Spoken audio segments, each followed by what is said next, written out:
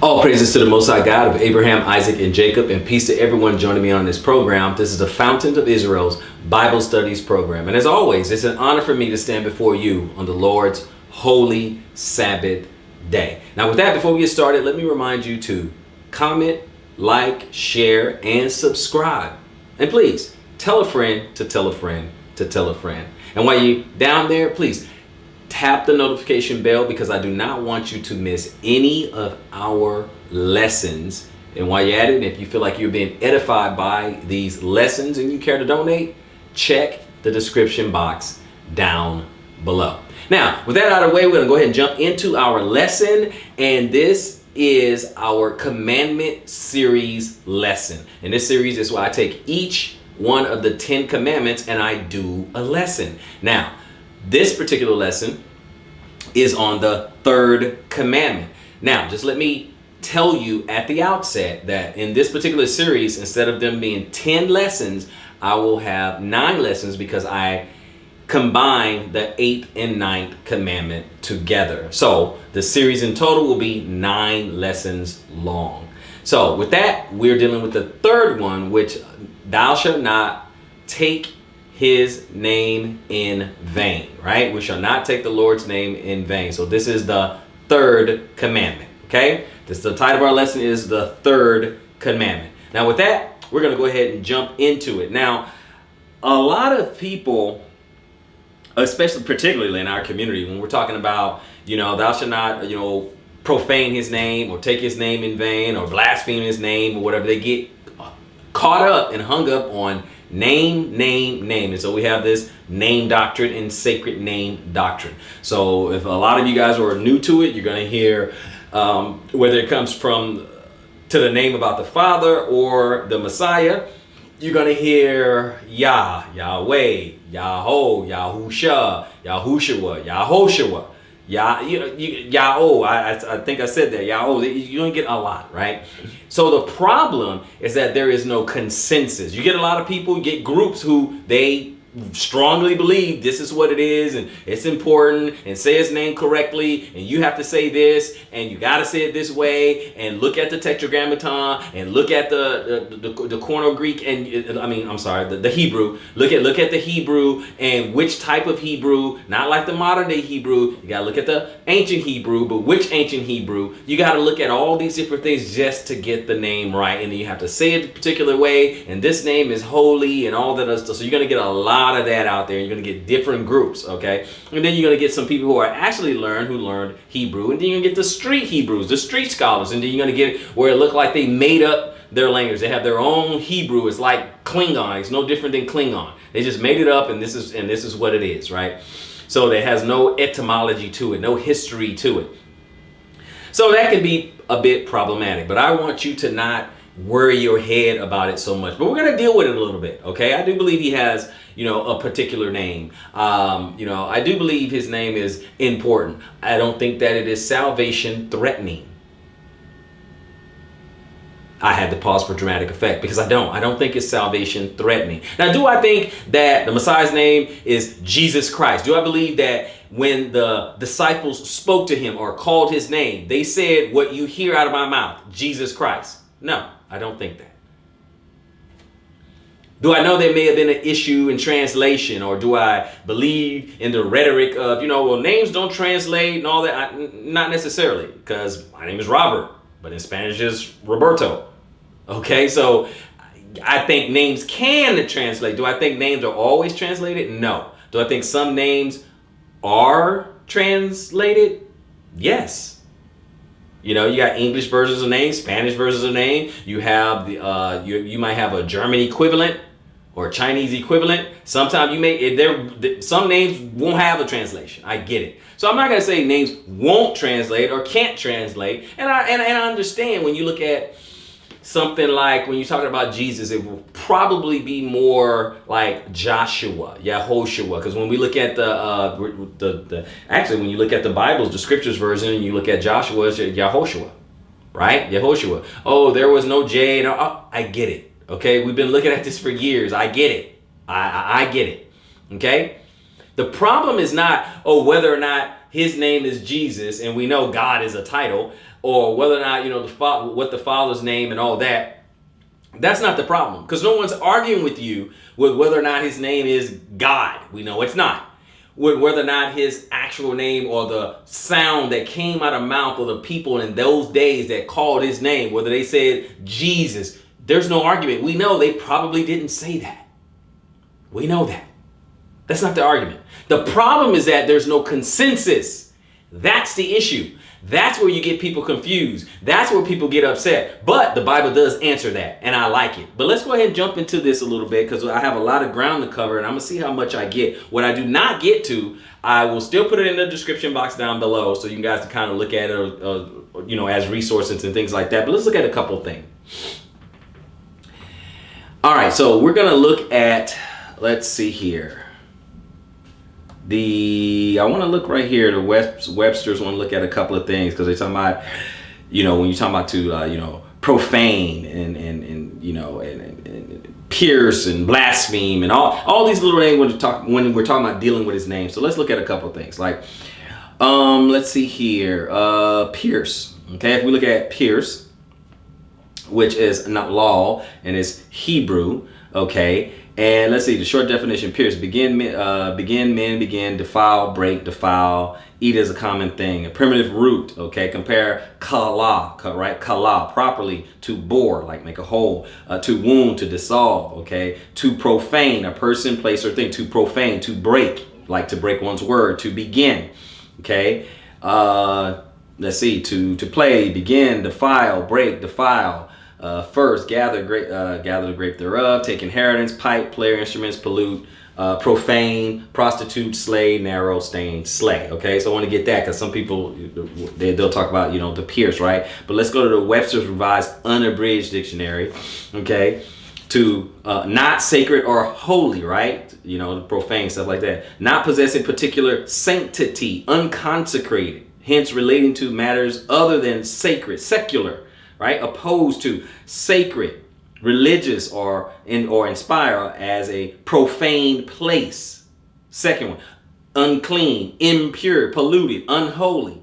Third, treating sacred things with contempt or disrespect or irreverence or undue familiarity. Irreverent, okay? Impious, okay?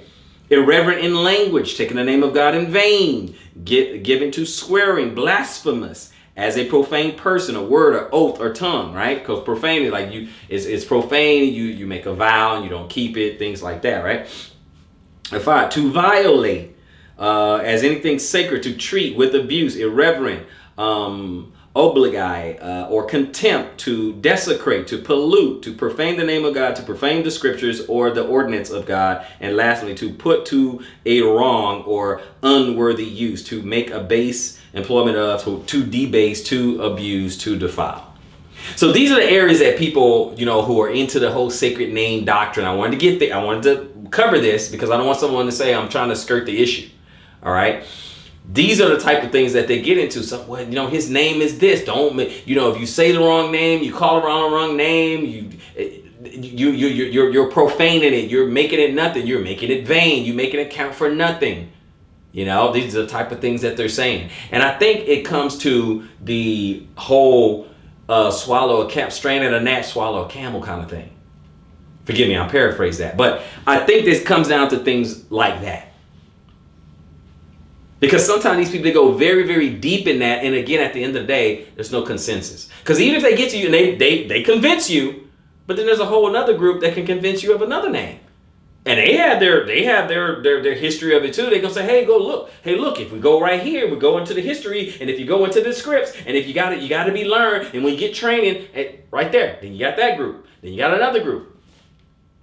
What about everyone? I had a guy call me and say, what if I can prove it to you? I'm like, how are you gonna prove it to me?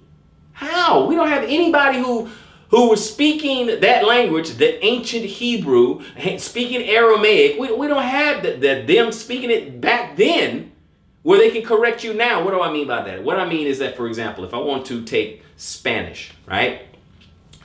And I enunciate something incorrectly in Spanish, someone who currently speaks Spanish can correct me. They can say, no, that's not how you say it. Right? So if I'm saying good morning and people say, buen dia, right? And I just say bon dia, they're like, whoa, what? What is that? I'm saying good morning, bon dia. They said, no, buen dia. What are you talking about? So I'm just saying, there's no one from back then to say, hey, you're saying that wrong. How?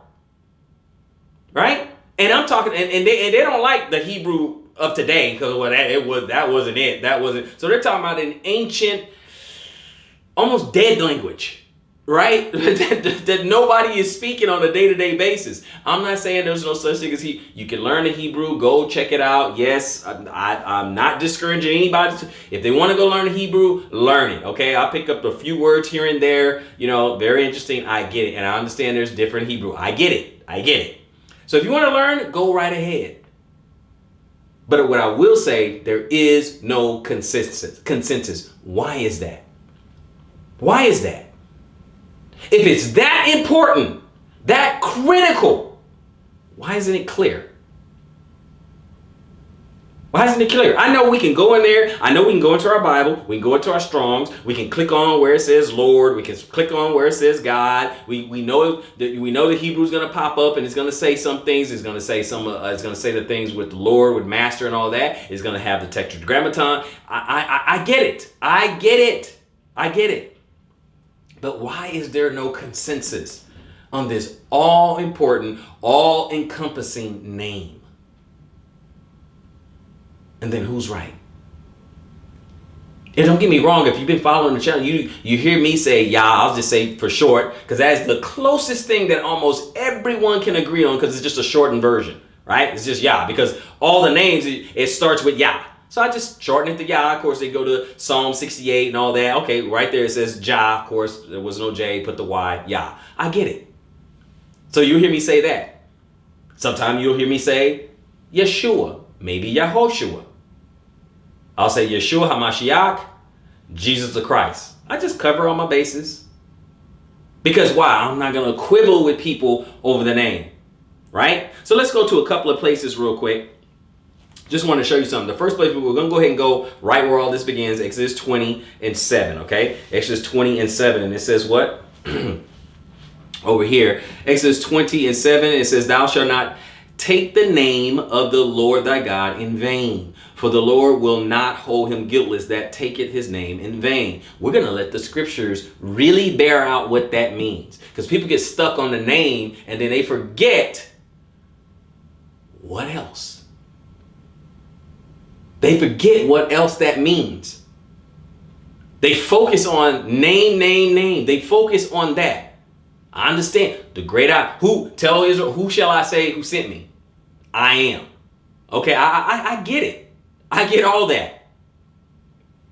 But they forget some things. So we're gonna look at it. 1 second. Leviticus 19 and 2. Now watch this. It says, Speak unto all the congregation of the children of Israel, and say unto them, ye shall be holy, for I, the Lord your God, am holy. Right? So we see what's going on here. He is a holy God. I get it. So let's go to Deuteronomy 5 and 11. I mean, no disrespect, but I think we are missing something here. 5 and 11. Deuteronomy 5 and 11 says, thou shalt not take the name of the Lord thy God in vain, for the Lord will not hold him guiltless that taketh his name in vain. Super important, right? But it's okay. We're going to get to what it actually means, right? We're going to get to that, I promise. Okay? So let's keep going, because we have a lot of ground to cover. So we're going to go on to Psalm. Meet me over in the Psalms, or Tehillim 139. See, I called it by the Hebrew name. I don't have an issue with that. We're going to do verse 20. Okay? Tehillim 139, or Psalm 139, verse 20, which reads, for they speak against the wicked, and thy enemies take thy name in vain. Right? So the Most High says, put some respect on my name. But it's not just the words that come out of your mouth. We'll get to that. Don't worry. We will get to that. Okay, we're not done. We're still breaking it down. We're still building this house. We're setting the table. Isaiah 48. So do not take his name in vain. He said the wicked take his name in vain. Now remember, some of those wicked didn't even really know his name. Some of the enemies, some of the wicked, they don't even know his name. They'll just say the God of Israel, whoever it is that they worship. Okay, that guy, right? That God. I'm talking about some of the enemies. Some of the enemies, they didn't know Yahweh, outside Israel. They didn't know that. Many of them did not. Isaiah 48, first 2 verses. Hear ye this, O house of Jacob, which are called by the name of Israel, and are come forth out of the waters of Judah, which swear by the name of the Lord, and make mention of the God of Israel, but not in truth, nor in righteousness. They make mention of the God of Israel, but not in truth, and not in righteousness. And that's the thing. A lot of people talk about it, but they don't be about it. See, we're supposed to be ambassadors, representatives, children of the Most High. But do we always behave that way? We're going somewhere. Don't worry. We're going somewhere. We're going somewhere. Let's go to Proverbs. Okay? Let's go to Proverbs 30. I know I'm going fast pace here. We got so much ground to cover, but I'm going Proverbs 30, right? And I will read verse 9. And he says, what? Lest I be full and deny thee, because he's asking him for things when you read before this, and say, who is the Lord, right? Forget all about him after you're blessed. Or lest I be poor and steal and take the name of my God in vain. Thou shalt not take his name in vain. Look at what he says. You know what? Hold on. I'm going to give you a little bit. I'm going to give you a little bit more. 2 things. I'm going back to verse 7. It says, 2 things have I required of thee. Deny me them not before I die. He's asking the Most High 2 things he wants. 2 things. Verse 7. 2 things have I required of thee. Deny me them not before I die. Remove far from me vanities and lies. So they say, so take away vanities and lies from me. Give me neither poverty nor riches, right? I don't want to be too poor. I don't want to be too rich, right? Feed me with the food convenient for me. Give me just enough. If I have too much, what does it say? Lest I be full and deny thee and say, who is God? To get blessed, full, you think it's all you. You forgot all about God. You forgot all about him. You're not thankful. You're not grateful for anything that he's done. You forgot he did it for you, right? Or lest I be poor. Now I don't have enough and steal. Because I don't have enough, I start to steal. And if I steal and take the name of my God in vain, behavior. See, the sacred namers out there, they don't talk about this part. And I know you're probably thinking, I got the 1 verse. No. We're going to deal with this profaning his name, blaspheming his name, because they talk about disrespecting his name. They talk about all that. Polluting his name. We're going to deal with it. It has more to do with our behavior, because we call ourselves, at least some of the others, they still call themselves Christians, but don't act like it. Call themselves Hebrew Israelites, but don't act like it. Because it gives the enemies occasion to say something against the Most High. It gives them occasion. And that's us profaning his name. I think Gandhi had a famous quote, and he said, Christianity would be the perfect religion if it wasn't for the Christians. Now, I know many of you may want to retort and say, oh, well, you can't judge a religion off the people and all that. Well, the Most High is saying he doesn't want us to profane his name. We say we're the children of the Most High. He expects us to act like it. Sure, we get out of line every now and again. Sure, we make some mistakes and we stumble and we fall, but we're supposed to be building each other up, and we don't do that.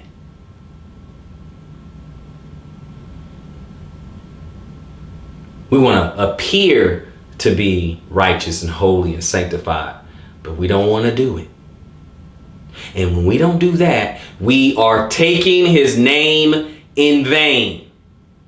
But let's let the scriptures bear that out. You do not have to take my word for it.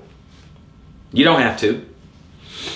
Ezekiel, we're going to go to Ezekiel. And we're going to go to Ezekiel 39.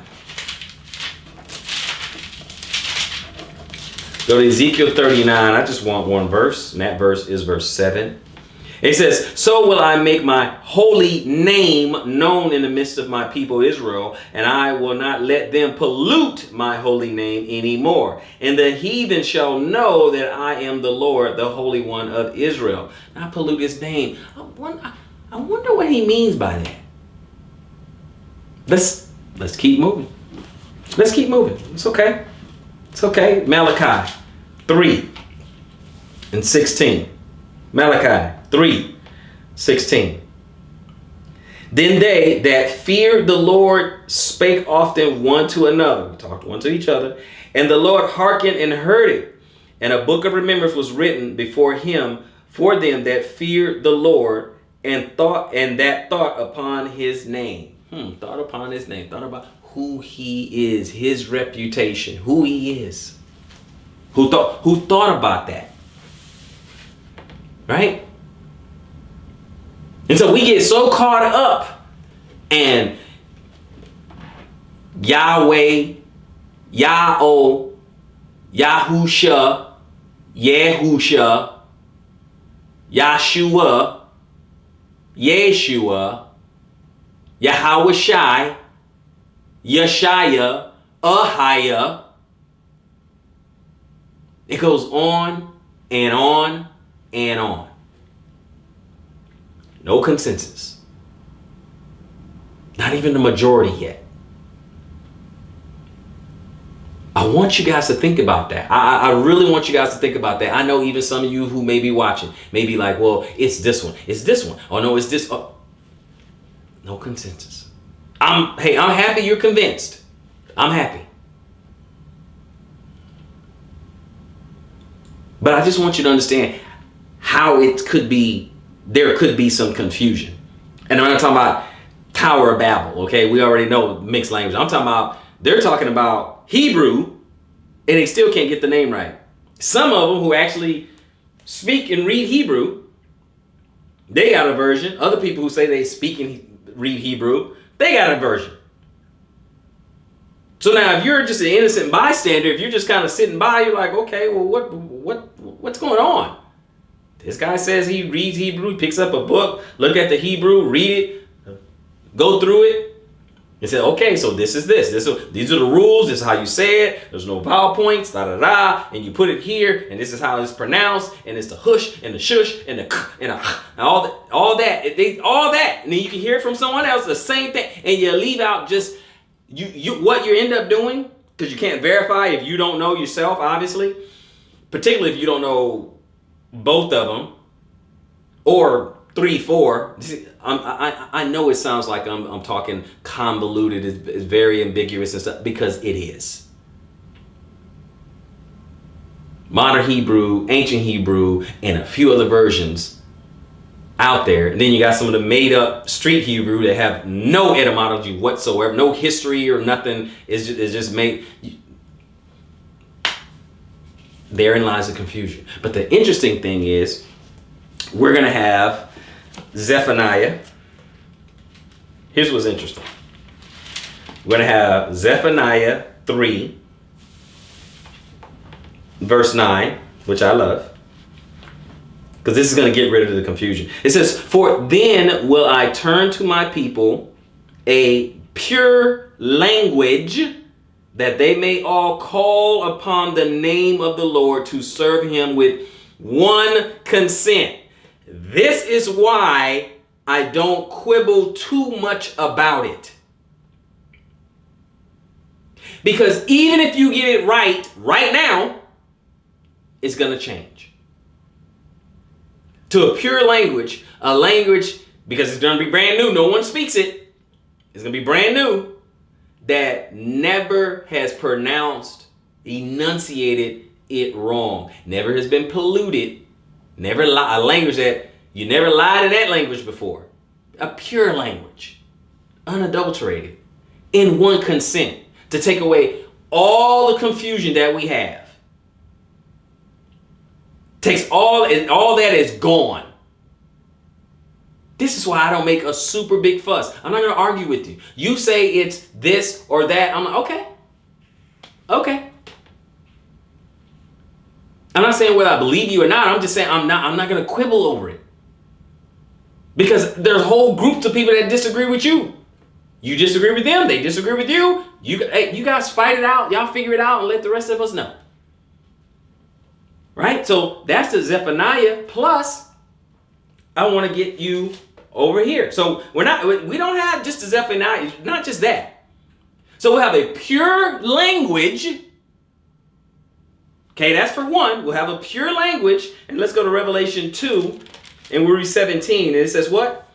He that has an ear, let him hear what the Spirit says unto the churches. To him that overcome will I give to eat of the hidden manna.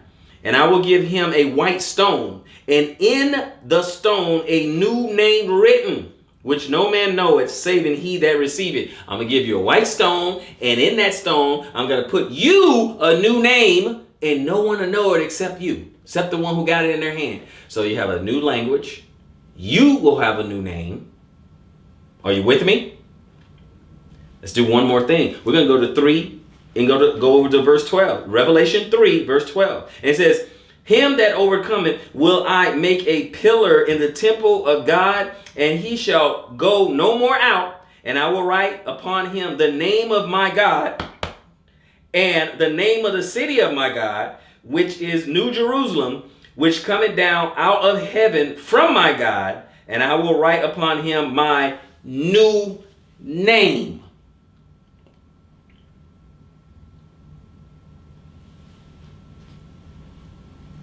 Let that breathe a minute. So, let's take inventory real quick. I want to see if you've been paying attention. Zephaniah says you're going to have a new pure language. You're going to have a new name, and your God and Messiah is going to have a new name. What are we fussing about again? What are we arguing again?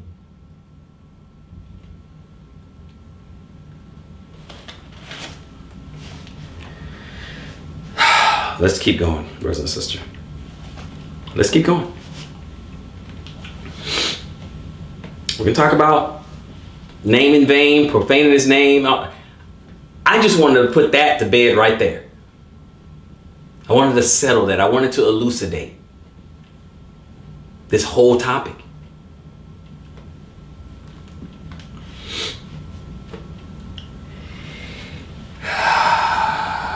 Proverbs 30 and 5.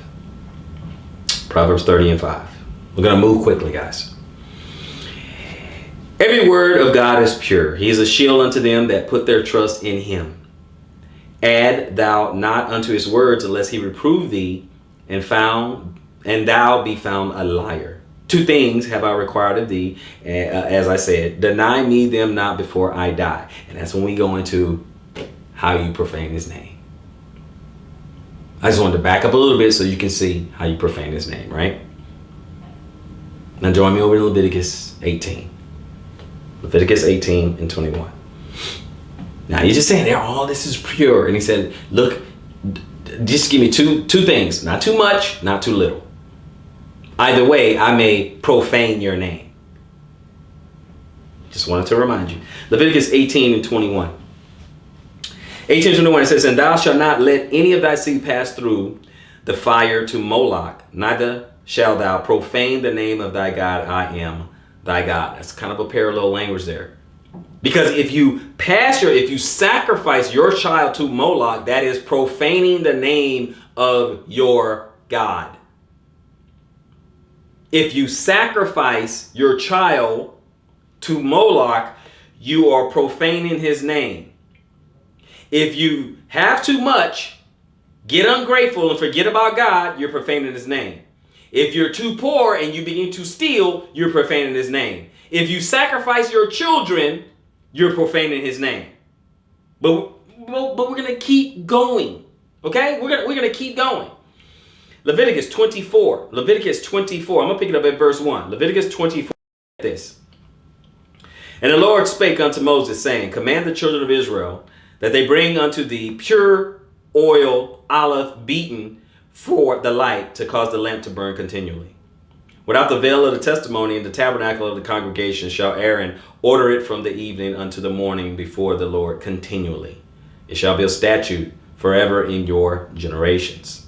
He shall order the lamps upon the pure candlestick before the Lord continually.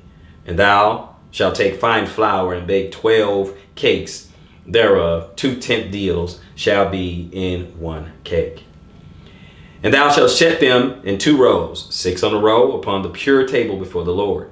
And thou shalt put pure frankincense upon each row, that it may be on the bread for a memorial, even an offering made by fire unto the Lord. Every Sabbath he shall set it in order before the Lord continually, being taken from the children of Israel by an everlasting covenant. And it shall be Aaron's and his sons, and they shall eat it in a holy place. For it is most holy unto him of the offerings of the Lord, made by fire, by a perpetual statute. And the son of the Israelitish woman, whose father was an Egyptian, went out among the children of Israel, and his son of the Israelitish woman and a man of Israel strove together in the camp. They fought. And the Israelitish woman's son blasphemed the name of the Lord. Blasphemed the name of the Lord and cursed. And they brought him unto Moses, and his mother's name was Shelomith, the daughter of Debri, of the tribe of Dan. And they put him in ward, that the mind of the Lord might be showed them. And the Lord spake unto Moses, saying, bring him forth that has cursed without the camp, on the outside of the camp, and let all that heard him lay their hands upon his head, and let all the congregation stone him. And thou shalt speak unto the children of Israel, saying, whosoever curseth his God shall bear his sin. It's going to be on you. And he that blasphemed the name of God, he shall surely be put to death. And all the congregation shall certainly stone him, as well the stranger. And he that is born in the land, when he blasphemeth the name of God, shall be put to death. Okay, just blaspheming his name, like cursing him, cursing him, blaspheming his name. But I told you, we're talking about blaspheming, profaning, taking it in vain. But notice a lot of it, you're not going to see a whole lot where they actually say a name and they said it wrong.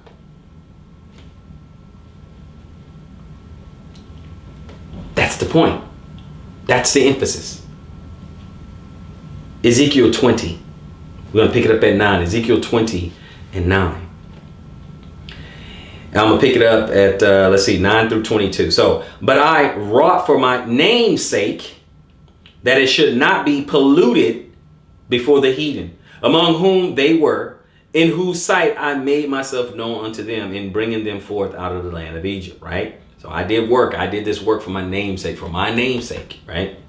Wherefore I caused them to go forth out of the land of Egypt, and brought them into the wilderness. And I gave them my statutes, and showed them my judgments, which if a man do, he shall even live in them. And moreover also I gave them my Sabbaths, to be a sign between me and them, that they might know that I am the Lord that sanctified them. But the house of Israel rebelled against me in the wilderness, and they walked not in my statutes, and they despised my judgments, which if a man do, he shall even live in them. And my Sabbaths they greatly pollute. Then I said, and I would pour out my fury upon them in the wilderness to consume them. But I wrought for my name's sake, that it should not be polluted before the heathen, in whose sight I brought them out. Yet also I lifted up my hand unto them in the wilderness, that I would not bring them into the land which I had given them, flowing with milk and honey, which is the glory of all lands. Because they despised my judgments, and walked not in my statutes, but polluted my Sabbaths, for their hearts went after their idols, other gods. Nevertheless, my eyes spared them from destroying them, neither did I make an end of them in the wilderness, like I didn't utterly destroy them.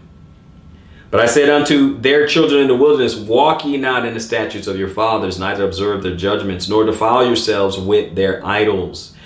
I am the Lord your God, walk in my statutes and keep my judgments and do them, and hallow my Sabbaths.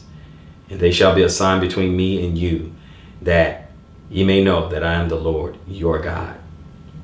Notwithstanding, the children rebelled against me. They walked not in my statutes, and neither kept my judgments to do them. Which if a man do, he shall even live in them. They polluted my Sabbaths. Then I said, I will pour out my fury upon them to accomplish my anger against them in the wilderness. And again, I'm dropping down to, it's 22. Nevertheless, I withdrew my hand and wrought for my name's sake. He fought for his name's sake. He did this for his name's sake, that it should not be polluted in the sight of the heathen, in whose sight I brought them out. So their actions, he was looking at their actions, and their action was polluting his namesake, his reputation, who he is. They were taking his name in vain. Drop down to 27. Therefore, son of man, speak unto the house of Israel, and say unto them, thus said the Lord God, yet in this your fathers have blasphemed me, in that they have committed a trespass against me. They blasphemed him by committing a trespass against him. Because I had to go here, because you're going to get someone who said, oh, well, see, the other one with the Israelite, the son of the Israelite, this woman and stuff, he said so, he cursed at God, and, he's cursed at his name. Okay, yeah, he did. But I'm talking about it's also your actions, your behaviors. Polluting the Sabbath, going after other gods. That is it. You call yourself a child of the Most High. You're not acting like it. You're not doing it. You're not performing these laws, statutes, and commandments. That is taking his name in vain. This is how you honor him. Act like you belong to him. Act like you have a parent that have boundaries, that have laws, rules, commandments. Act as though you have a covenant with him. Otherwise, you're taking his name in vain. But we're going to keep going, because some people still won't be convinced. Drop down to 39. As for you, O house of Israel, thus said the Lord God, go ye, serve ye every one his idols, and hereafter also, if you will not hearken unto me, but pollute my holy name no more with your gifts and with your idols. Pollute his name with gifts and idols. So it's not just saying the wrong name. You can pollute his name with gifts and idols. Take it in vain, blaspheme, pollute. You see what I'm saying? Let's keep going. Ezekiel 43. Pick it up at 7, class. Ezekiel 43, pick it up at 7. And he said unto me, son of man, the place of my throne and the place of the soles of my feet, where I will dwell in the midst of the children of Israel forever, and my holy name shall the house of Israel no more defile, neither they nor their kings, by their whoredom, nor by the carcasses of their kings in their high places, in their setting of their threshold by my thresholds, and their post by my posts, in the wall between me and them. They have even defiled my holy name by their abominations that they have committed. Wherefore I have consumed them in my anger. They defiled his holy name by their abomination. See, I'm giving you all the different ways how you defile, pollute, blaspheme, take in vain. Are we covering it, brothers and sisters? Tell me, are we covering it? But see, they getting stuck on the name you say. That's what they're getting stuck on. They're the one straining at a gnat, trying to swallow a camel. out there bickering. No, it's this. You say it's this name. It's that name. You say this. You say that. Da, da, da. Okay, no problem. I'm not going to argue with you. Cool. Oh, it's this one. Okay. It's that one. Okay.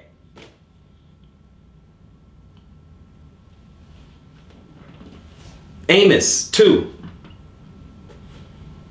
Amos 2. 6 through 7. Amos 2.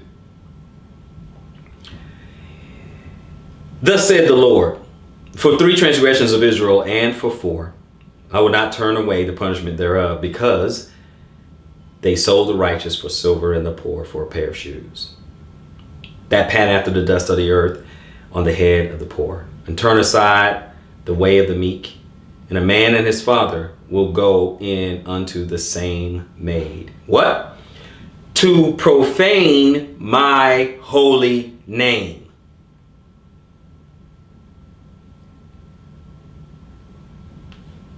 Did this have anything to do with the words that came out of their mouth? With a name that flew out of their mouth?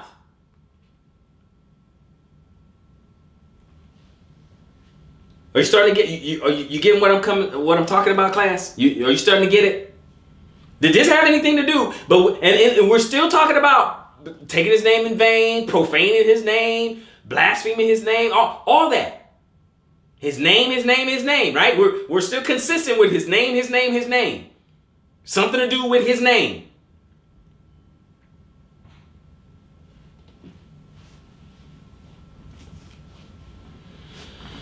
Malachi 1.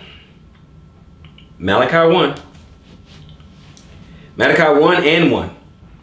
The burden of the word of the Lord to Israel by Malachi. I have loved you, said the Lord. Yet ye say, wherein hast thou loved us? Was not Esau Jacob's brother, said the Lord? Yet I loved Jacob, and I hated Esau. And I laid his mountains and his heritage waste for the dragons of the wilderness. Whereas Edom saith, we are impoverished, but we will return and build the desolate places. And thus said the Lord of hosts, they shall build, but I will not throw down. And they shall call them the borders of the wickedness, and the people against whom the Lord had indignation forever. And your eyes shall see, and ye shall say, the Lord will be magnified from the border of Israel. A son honoreth his father, and a servant his master. And if then I be a father, where is my honor? And if I be a master, where is my fear? Said the Lord of hosts unto you, O priests that despise my name. And you say, wherein have we despised thy name? Okay, so now they despise this name, right? Verse 7. Ye offer polluted bread upon my altar, and ye say, wherein have we polluted thee? In that ye say, the table of the Lord is contemptible. And if ye offer the blind for sacrifice, is it not evil? And if ye offer the lame and sick, is it not evil? Offer it now unto thy governor. Will he be pleased with thee, or accept thy person? Says the Lord of hosts. Translation. If you offer blind sacrifice, you got a lamb, right? A cow, both some sort of bovine or some kind of clean animal, and it's a blind animal, and you offer it. Isn't that an evil thing? Give it a short answer. Yes. They said if you get a lame or sick animal, worthy, clean one. I won't say worthy because it's unworthy because it's lame or sick, but a clean animal, and you offer that for sacrifice, is that evil? Short answer, yes, it is evil. And he said, now offer it to someone of authority. Offer it to a governor. Offer it to a governor and see if he's not going to think that's evil. Basically what he's saying. Let's keep going.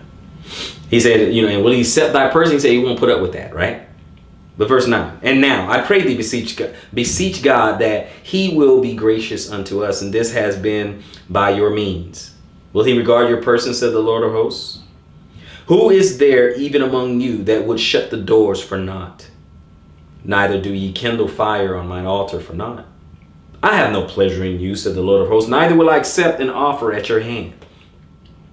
For from the rising of the sun even unto the going down of the same, my name shall be great among the Gentiles, and in every place incense shall be offered unto my name, and a pure offering.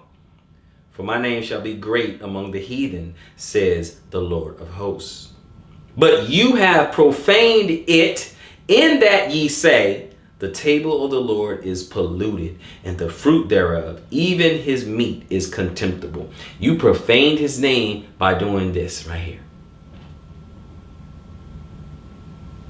Bold, italicized, underline.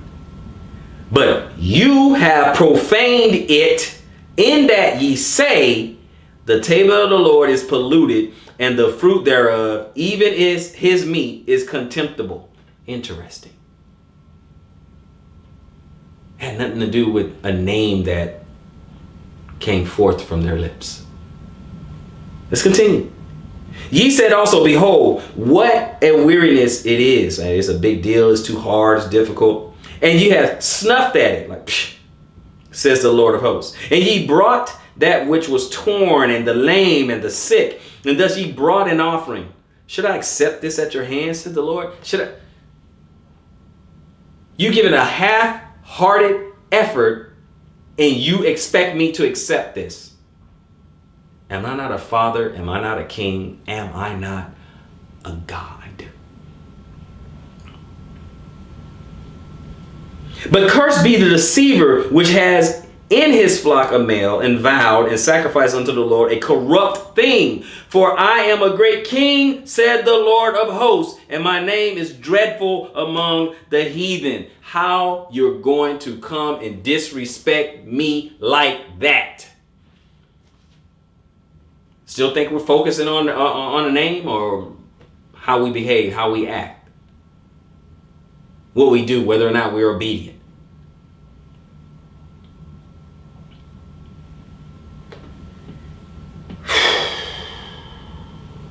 Leviticus 20:1. Leviticus 20:1. And the Lord spake unto Moses, saying, again, thou shalt say to the children of Israel, whosoever he be of the children of Israel, or of the strangers that sojourn in Israel, that giveth any of his seed unto Moloch, we were talking about that earlier, he shall surely be put to death. The people of the land shall stone him with stones. And I will set my face against that man, and will cut him off from among his people, because he has given of the seed unto Moloch to defile my sanctuary, and to profane my holy name. Behavior, action, profanes his name. Make it vain.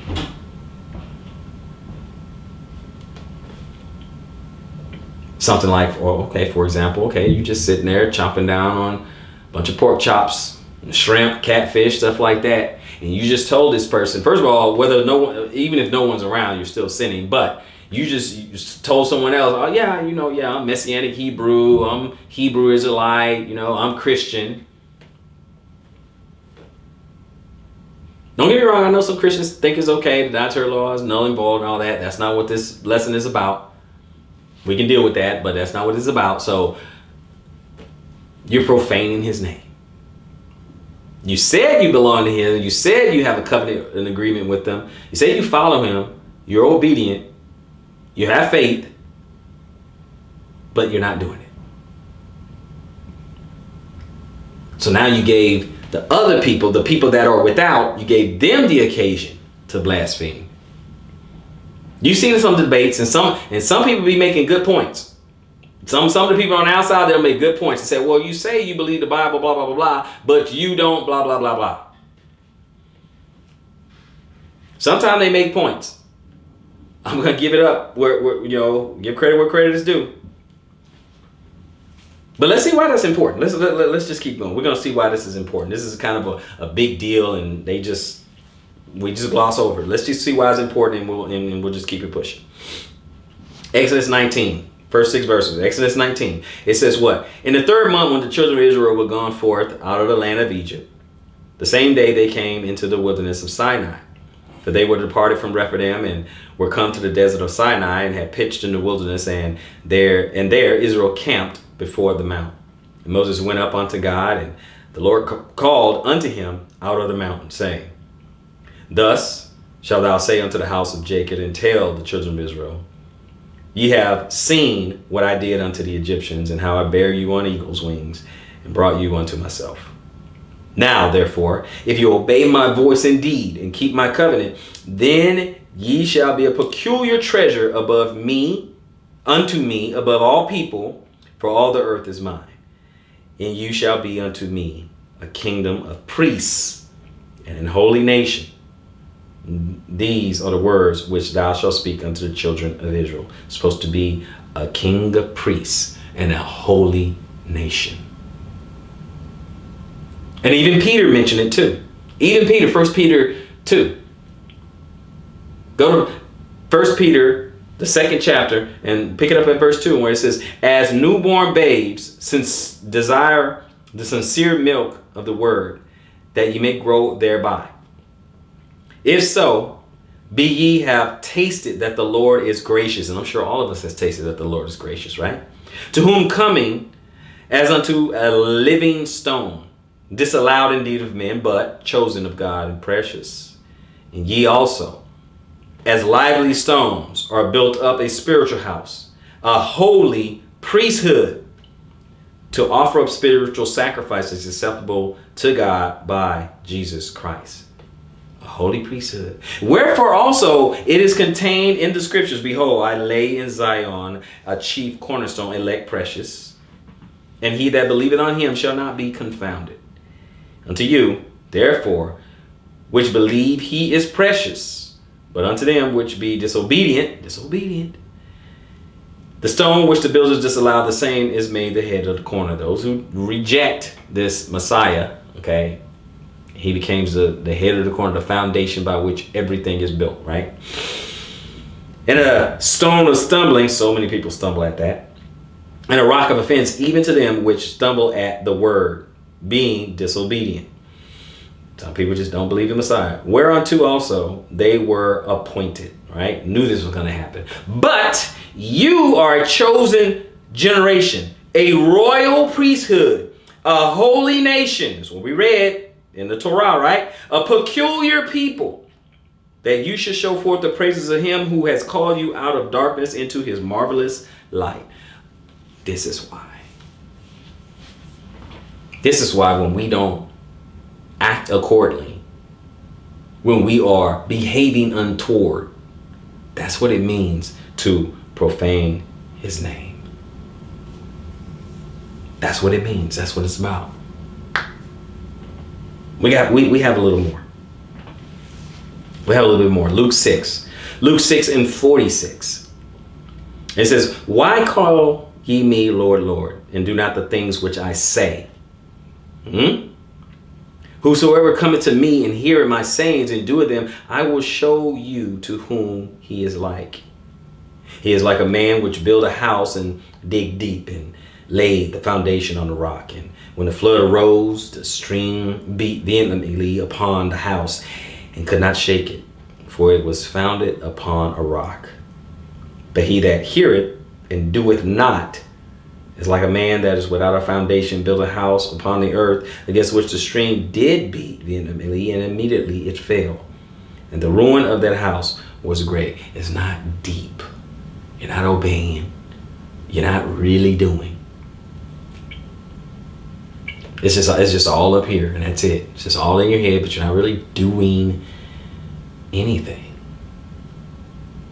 And therefore, if you're doing the opposite of what the Messiah is saying, you're profaning his name. You're blaspheming his name. You're taking his name in vain, because you said you are a Christ follower or a Messiah follower, and yet you won't do it.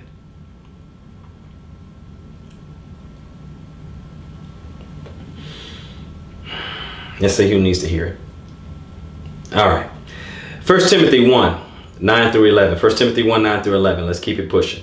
Knowing this, that the law is not made for a righteous man, but for the lawless and disobedient, for the ungodly and for the sinners, for unholy and profane, for murderers of fathers and murderers of mothers, for manslayers, for whoremongers, for them that defile themselves with mankind, for mansealers, for liars, for perjured persons, and if there be any other thing that is contrary to sound doctrine, according to the glorious gospel of the blessed God, which was committed to my trust. So that's who the law is for. It's for all those people who are not who are not doing it. People are doing it. Hey, you got it. You're internalizing it.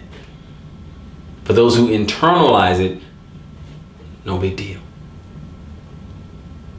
Because if you internalize it and you're walking in it, that means doing it. We saw a lot of places that he do it, he shall even live by it, right? For those who are actually doing it, you're not profaning his name. You're not blaspheming his name. You're not taking his name in vain. You're living like you have morals. You're living like you have principles. You're living like you submit yourself to something above yourself, beyond you. Understand? Leviticus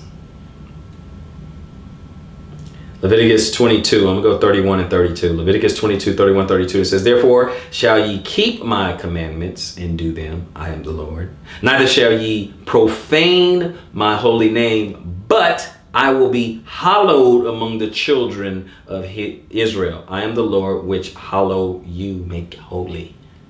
You're not going to profane it. You're not going to profane my holy name because you're going to be holy. Where it says right before that, therefore you shall keep the commandments and do them. I am the Lord. Neither shall ye profane. It's all right there. It's all right there. Deuteronomy 4 and 1.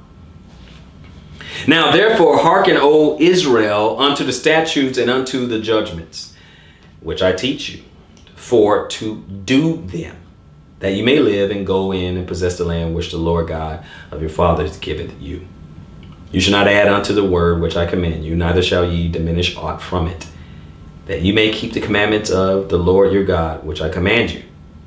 Your eyes have seen what the Lord did because of Baal Peor. For all the men that follow Baal Peor, the Lord thy God hath destroyed them from among you. But you that did cleave unto the Lord your God are alive, every one of you, this day.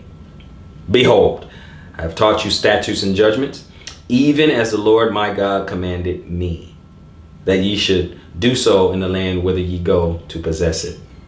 Keep therefore and do them, for this is your wisdom and your understanding in the sight of the nations, which shall hear all these statutes and say, surely this great nation is a wise and understanding people.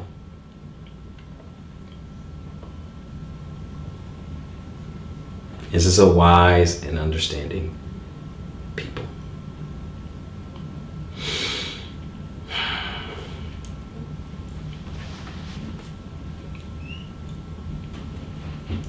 I'm going to give you a homework assignment because in 2 Samuel 12, I want you to read the first 14 verses there as a homework assignment. And you'll see what David and he, know what he did with Uriah's wife Bathsheba. And then when you get to 14, spoiler alert, it's going to say, albeit because by this deed, by your actions, by what you have done, in verse 14, because by this deed thou hast given great occasion to the enemies of the Lord to blaspheme, the child also that is born unto thee shall surely die. By his actions, he caused the enemy to blaspheme. Now, of course, they're going to talk trash. He's supposed to be serving his God, and his God allowed them to do this, or they could just murder people and kill his own people and sleep with his neighbor's wife and all that. Oh, I don't know about that guy. That's blasphemy. That's also blasphemy. You're giving them great occasion to do that, right? So, brothers and sisters, read that. Now I'm going to leave a few more scriptures there for you. Because again, to keeping your word, you can get into breaking vows and stuff like that. It's pretty bad. But I just want you to not get caught up in rhetoric. But because there's even in the scriptures. And they say, ever learning, in Ecclesiastes, I believe, ever learning, but never coming to the knowledge of the truth. Of many books, I'm paraphrasing. And people just learn and never coming to the full knowledge. Well, they're getting caught up on the name. They're not telling you to get caught back up in this covenant. Don't embarrass your God. Don't give the enemies of God, don't give them occasion to blaspheme him because of you. You have today in the modern vernacular, on God, on God. I'm an XYZ on God.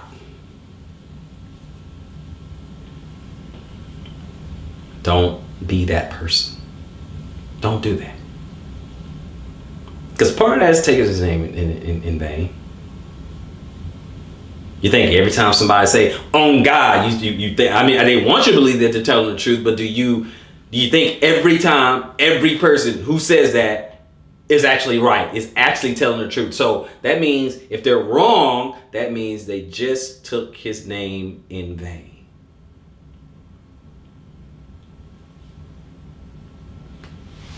I know they're trying to say, as God is my witness. I get it. But don't do that. Could have blind spots, could have some issues, could have some cracks in your memory or something. I don't know, but I would not make it a practice of that. Let your yea be yea, let your no be no, and call it a day. Why? Why stack the deck against yourself? So in closing, let me ask you, do you think it's just all about the name that you may still feel that way?